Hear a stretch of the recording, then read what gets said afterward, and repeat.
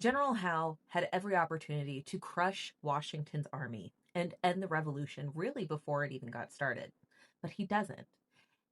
This has puzzled historians for centuries. According to British military standards at the time, Howe should have used decisive battle. That is to destroy the enemy's army and end this resistance quickly. But Howe doesn't do that. Instead of the decisive aggressive battle, Howe decides to use caution and military strategy. Now, there are several reasons: his reluctance to cause casualties, the challenges of the terrain, the Hudson River Valley in New Jersey, the overextended risk. He had already stretched his troops out across New Jersey and was afraid of leaving them vulnerable and cutting off supply lines. But I think there is another reason, and it goes all the way back to the French and Indian War. Let me explain. General Howe was a member of Parliament, and several times he spoke in the defense of the Americans.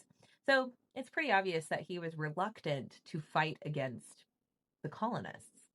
But there is a really interesting family tie that the Howes had. Now, the Howe brothers had an older brother, George Augustus Howe, and he was a brigadier general in the British Army. And during the 7 Years' War, he was stationed here in America to fight in the American theater, the French and Indian War. And a lot of the British officers treated the colonists as second-rate citizens, but George Augustus Howe didn't. The colonists respected him, particularly the Massachusetts militia adored him. But he was well respected and liked by all. General James Wolfe called him the best officer in the British Army. Sadly, though, George would die in a skirmish right outside of Fort Ticonderoga in July of 1758. His death was a blow to both British regulars and the colonial militia.